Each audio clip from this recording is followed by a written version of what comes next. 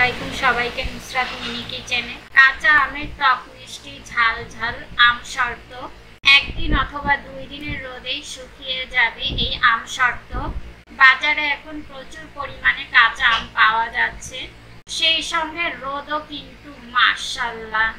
এখনই পারফেক্ট সময় কাঁচা আমের আম শর্ত তৈরি করে সংরক্ষণ করে রাখার।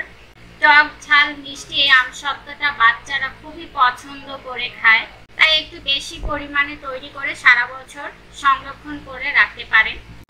আমি এখানে 1 কেজি আম নিয়েছি। আমটা ছিঁড়ে ধুয়ে পরিষ্কার করে নিয়েছি। এখন একটা গ্রেটারের সাহায্যে আমি গ্রেট করে নিব।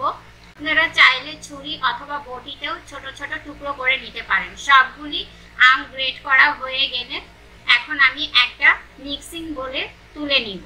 এখন এই আমগুলোকে একটা সাইডে সরিয়ে রেখে চুলায় আমি একটি হাঁড়ি বসিয়ে দিয়েছি।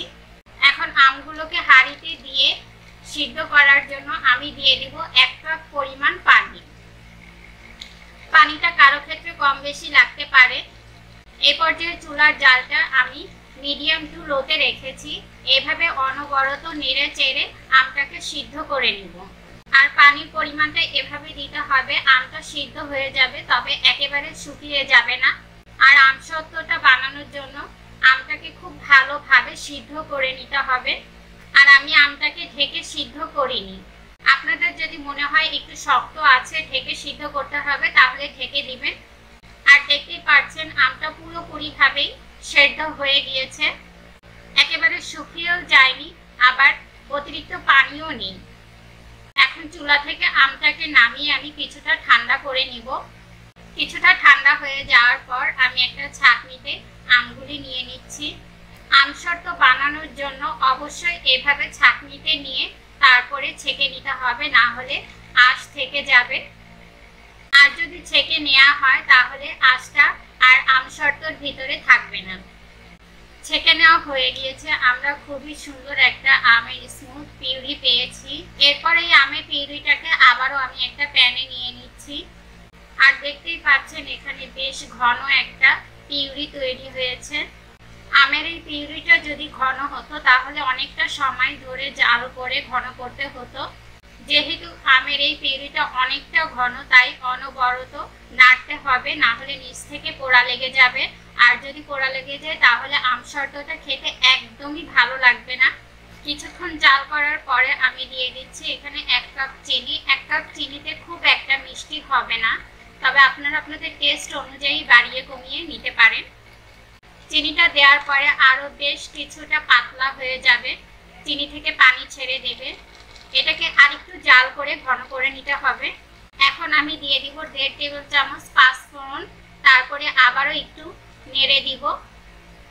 তারপরে দিয়ে দেব 1 টেবিল চামচ টালা জিরার গুঁড়া।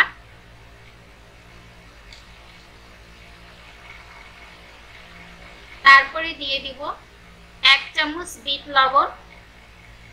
এখন দিব টেস্ট অনুযায়ী লবণ।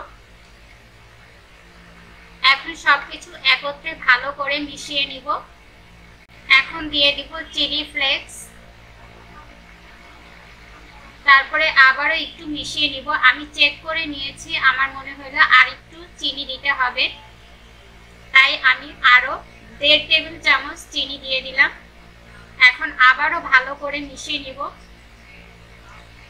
নাড়তে নাড়তে এই পর্যায়ে কালারটা চেঞ্জ হয়ে এসেছে।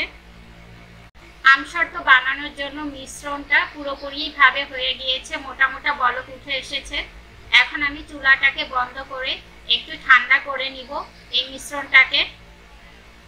এখন একটা ছেনিতে আমি কিছুটা সরষের তেল দিয়ে ব্রাশ করে নিব আম শর্তটা সেট করার জন্য।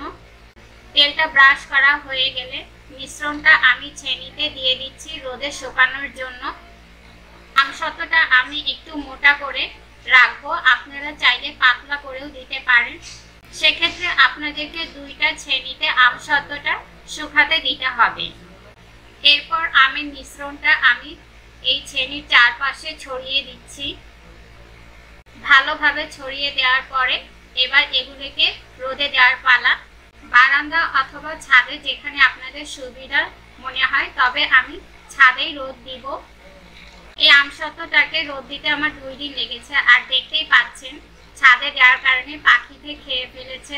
এখন আমি এই 4-5টাকে কেটে ফেলে দিব, যে অংশটা পাখিতে খেয়েছে। আর বেশ সুন্দর শুকানো হয়েছে, যেহেতু আমি একটু মোটা করে আমসত্ত্বটাকে বানিয়েছিলাম। এখন এটাকে কেটে নেওয়ার পালা। যদি আপনাদের মনে হয় আমসত্ত্বগুলি শুকায়নি, তবে আরো একদিন শুকাতে পারেন রোদে। আমসত্ত্বগুলোকে আমি এরকম ভাবে চিকন করে কেটে নিয়েছি। আপনারা আপনাদের পছন্দ মতো কেটে নিতে পারেন।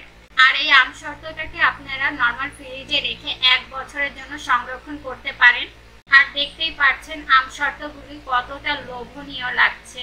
টক মিষ্টি ঝাল ঝাল এই আমসত্ত্বটা যদি কেউ একবার ট্রাই করে, তাহলে এই আমসত্ত্বর ফ্যান হয়ে যাবেন। রেসিপিটি যদি ভালো লেগে থাকে সাবস্ক্রাইব করে পাশে থাকার অনুরোধ রইল। আজকের মতো এখানে বিদায় নিচ্ছি। সবাই ভালো থাকবেন। আল্লাহ হাফেজ।